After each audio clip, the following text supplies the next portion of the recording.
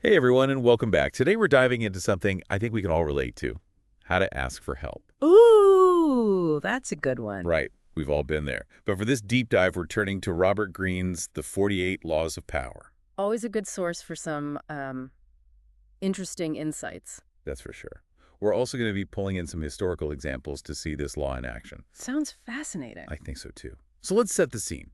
You really need someone's help. What's your go-to strategy? Do you play the pity card? Oh yeah, maybe guilt trip them a little. Remind them of that time you helped them out. Haha, classic. I think most people would probably say something similar, Mm-hmm. but Greene has a totally different take. Oh, lay it on me. He says ditch the whole mercy and gratitude angle. Instead, go straight for their self-interest. That's Law 13 in a nutshell. When asking for help, appeal to people's self-interest, never to their mercy or gratitude. Interesting. Seems a bit counterintuitive, no? It does, right? There's a Yes. bit like, well, I don't know, almost cold. Yeah, maybe. But when you really think about it, it kind of makes sense. Like, deep down, don't we all kind of look out for number one? I guess so. I mean, appealing to someone's emotions might work for like a minute. Yeah. But it's not going to get you very far if it's not in their best interest to actually help you. Okay, yeah, I'm starting to see the logic. But how do you actually do this in real life? How do you actually figure out what's in someone's best interest? Right. Well, it's all about understanding what the other person wants. What are their goals? What are they trying to achieve? And then you frame your request in a way that shows them how helping you will actually help them get closer to what they want. Ah, so you create a win-win. Exactly. It's about strategic framing. It's like instead of saying, hey, can you do me a favor? You say, hey, I have this opportunity that I think could be really beneficial for both of us. I like that. So it's less about being manipulative and more about finding that sweet spot where your needs and theirs overlap. Exactly. And to really see this in action, let's rewind the clock a bit and look at some of those historical examples Green talks about. Ooh, a history lesson. I'm in. Perfect. All right, so picture this. It's 14th century Italy. We've got this young, ambitious guy named Castruccio Castracani. He wants to be the ruler of a city.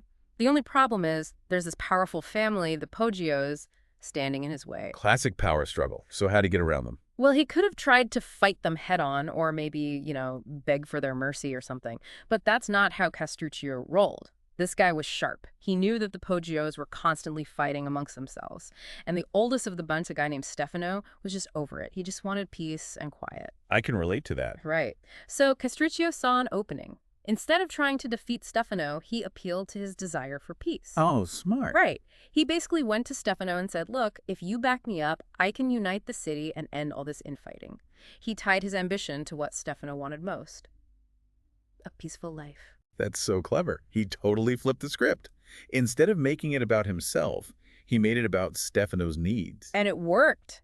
Castruccio got Stefano on his side and eventually became the ruler, just like he'd planned. And it all goes back to understanding someone's motivations, right? It's way more powerful than appealing to pity or obligation. Wow, it makes me wonder how many times we miss opportunities because we're so focused on just pleading our own case. All the time, probably. Probably. So, what other examples does Green have? Well, he talks about this really fascinating one from ancient Greece. It's during the Peloponnesian War, and the city-state of Corcyra is in trouble. They're under attack by the Corinthians, and they desperately need allies, so they turn to Athens for help. I bet they didn't just show up on Athens' doorstep with a sob story, right? Huh. Nope.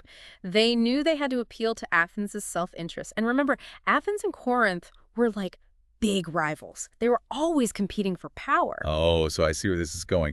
Corcyra used that rivalry to their advantage. Bingo.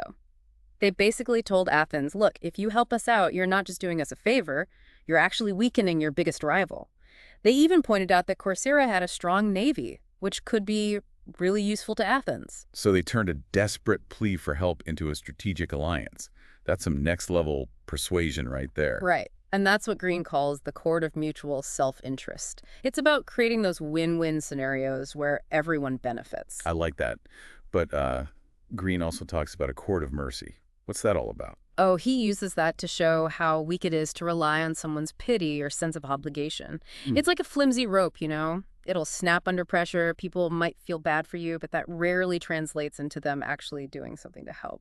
Okay, so we're seeing a clear theme here. Appealing to emotions is weak. Appealing to self-interest is strong. You got it. These historical examples really show how powerful this principle can be. I mean, we're talking about leaders who shaped history. But here's the big question. How can we use this knowledge in our own lives? We're not exactly trying to conquer cities or win wars, you know? Exactly. Uh, This all sounds very high stakes, like something only powerful people can really use. But I'm guessing that's not really what Green is saying. Not at all. He actually says this law applies to everyone in any situation. Whether you're asking your boss for a raise, negotiating a deal, or even just trying to get your roommate to do the dishes, understanding self-interest can be a game changer. And that's what we're going to dive into next. Okay, so we've seen how these historical figures like Castruccio and those clever courtiers use self-interest to get what they wanted. But how do we actually use this stuff in our everyday lives? We're not exactly 14th century warlords or ancient Greek diplomats, right? Yeah, that's the big question. It all sounds very impressive, but where do we even begin? It's not like people walk around with a label that says this is what motivates me. True, true. It's not always that obvious. But that's where Green's Keys to Power section comes in. It's all about observation and, even more important, empathy. Putting yourself in the other person's shoes and trying to see the world from their perspective. So you're saying it's about reading between the lines, picking up on those little hints and signals. Exactly. Green calls it developing your psychological radar. It's like tuning in to what people are really saying, even when they're not explicitly saying it. What are their priorities? What are they afraid of? What gets them excited? Okay, this psychological radar thing is intriguing. Can you give us some specific examples of what to look for? Like, how do we actually read those unspoken motivations? Think of it this way. Every interaction, every conversation you have is like a little intel gathering mission. Like, let's say you're trying to convince your boss to greenlight a new project. Oh, I've been there. Right. Well, instead of just barging in with your proposal, take a minute to observe. What kind of projects has your boss been excited about in the past? What's the company focused on right now? What are the problems they're trying to solve? So it's all about doing your homework, understanding the bigger picture, and then tailoring your pitch to fit in with all that. You got it. Once you have a sense of their motivations, you can frame your request in a way that aligns with their interests. So instead of saying, hey, I think this project would be really cool, you can say something like, I think this project could really help us achieve X by doing Y. You're showing them how your idea directly benefits them. Ooh, that's smart. It's like you're speaking their language, showing them you understand their world. Exactly. It's about making that connection. And Green uses this great example of the Jesuit missionaries in 16th century Japan. They were having a hard time converting people to Christianity because they were like super focused on pushing their religious doctrine. They weren't really getting the Japanese culture or mindset. Sounds like they were missing the mark a bit. So how did they turn things around? Well, this new group of Jesuits came along, and they took a totally different approach. They learned the language, immersed themselves in the culture, even dressed like the locals, and most importantly, they figured out what the Japanese emperor Ieyasu really cared about. Okay, so what was it? Did he want more converts? Not really. He was way more interested in consolidating his power and making sure things were stable. Religious debates weren't really his jam. Okay, so the Jesuits had to switch gears. How did they appeal to those motivations? They basically became really valuable advisors to the emperor. They shared their knowledge about European politics and trade, things that could actually strengthen his position. And they framed Christianity as this force that could help maintain order in society. So they became assets to the emperor instead of just pushing their own agenda. That's pretty brilliant. Right. It's a perfect example of how understanding someone's deep down desires can be way more effective than just trying to force your ideas on them. And it's not just emperors. Green also talks about Genghis Khan. Wait, that Genghis Khan, the one who conquered like half of Asia. I don't really see the connection to self-interest here. I know, right? It's surprising. But here's the thing. Genghis Khan wasn't just some brute force conqueror. He was a master strategist, and he really understood how people tick. When he encountered a city that was resisting him, he'd often give them a choice. Surrender peacefully and become part of his empire, keeping some of their independence, or face total annihilation. So it wasn't just about being merciful. It was a calculated offer that appealed to their desire to, not be completely wiped out. Exactly. Most rulers, when they realized what the consequences of fighting would be, chose to surrender. It was the obvious choice for their own self-preservation and for their people. And even when he did conquer by force, he was strategic about it. What do you mean? He would often spare skilled craftsmen, scholars, anyone who could be useful to him. He knew that a powerful empire needed more than just warriors, right? It needed all sorts of talents. So he offered these people positions and opportunities, appealing to their desire for security and advancement. That's fascinating. He was playing the long game, understanding the value of all those different skills and motivations. You don't often hear about that side of Genghis Khan. It's a great example of how universal this whole self-interest thing really is. It goes beyond time, culture, even personality. But I know what you're thinking. Okay, that's all well and good for emperors and warlords, but what about me? How can I use this in my daily life? That's exactly what I was thinking. It still feels a bit abstract. Any practical tips for putting this into action? Absolutely. Here's a little challenge for everyone listening. Next time you need to ask someone for help, big or small, take a second before you launch into your request. Instead of thinking, what do I need? Ask yourself, what do they need? What are their concerns? What are their goals? You might be surprised by what you discover. It's like flipping the script, shifting your focus from me to them. And that's where the magic happens. Because once you understand what motivates someone, you can frame your request in a way that makes them feel like they're winning too. It's not about manipulation, it's about creating those genuine win-win situations. I love that. This has been so eye-opening. I'm already starting to see things differently. But before we go too far down this rabbit hole, I think we need to take a break. When we come back, we'll finish up our discussion of Law 13 and talk about how you can start building your own psychological radar to become a master persuader. Welcome back to the deep dive. We've been unpacking this really intriguing and honestly kind of controversial law from Robert Greene's The 48 Laws of Power. It's definitely sparked some debate, but you gotta admit, it's effective. That's what's so fascinating about it, right? It's easy to just write off this whole appeal to self-interest thing as manipulative or cynical. But I think what we're seeing is that it's a lot more nuanced than that. For sure. It's not about exploiting people or taking advantage. It's about understanding what makes them tick, what they're really after, and then figuring out how your goals can align with theirs. It's about finding those win-win situations. Exactly. And we've seen some pretty amazing examples of how this works, like all the way back to ancient Greece and the Mongol Empire.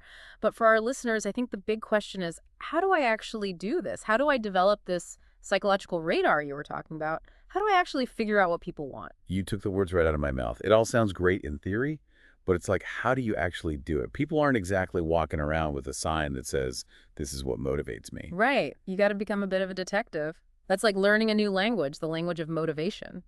And like any language, it takes practice. You got to start paying attention to the signals people send out, both what they say and what they don't say. So what kind of signals should we be on the lookout for? We'll start with the basics. What are people saying? What are their goals? What are they focused on? What are their priorities? But don't stop there. Pay attention to their tone, their body language. Are they excited? Hesitant? Those nonverbal cues can tell you a lot about what's really going on.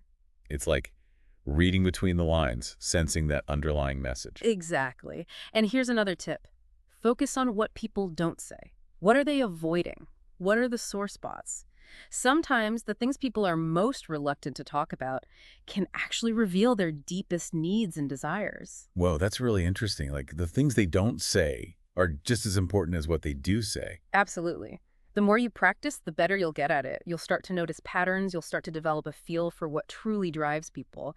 But remember, it's not about manipulation. It's not about tricking people into doing what you want. It's about using that understanding to build stronger connections, to create outcomes that work for everyone. It's about finding that common ground, that place where everyone feels like they're winning. Perfect. And Green really sums this up beautifully with his metaphor of the two cords. He says, the cord of mercy is weak and threadbare. It'll snap at the first sign of trouble. Don't rely on that. The cord of mutual self-interest, though, that's woven from many strong fibers and it's not easily broken. It will serve you well. That's such a powerful image. It really drives home the difference between appealing to pity and building a true connection based on shared goals. And that's the heart of this law, right? It's not about being selfish. It's about recognizing that we all have needs and goals, and when we figure out how to align them, we can achieve so much more together. This has been such a thought-provoking conversation. It's really made me rethink how I approach persuasion, how I interact with people in general. I'm glad to hear it. It's a skill that can really make a difference in all areas of life. Absolutely. So as we wrap up our deep dive into Law 13, I want to leave our listeners with this. The next time you need someone's help or you're trying to get someone to see your point of view, pause for a minute and try to see things from their perspective. What's motivating them? What are they hoping to achieve? How can you make them feel like they're winning by helping you? It might just change the whole game. It's all about finding that win-win. And on that note, that's a wrap for this episode of The Deep Dive. We hope you enjoyed exploring the power of self-interest.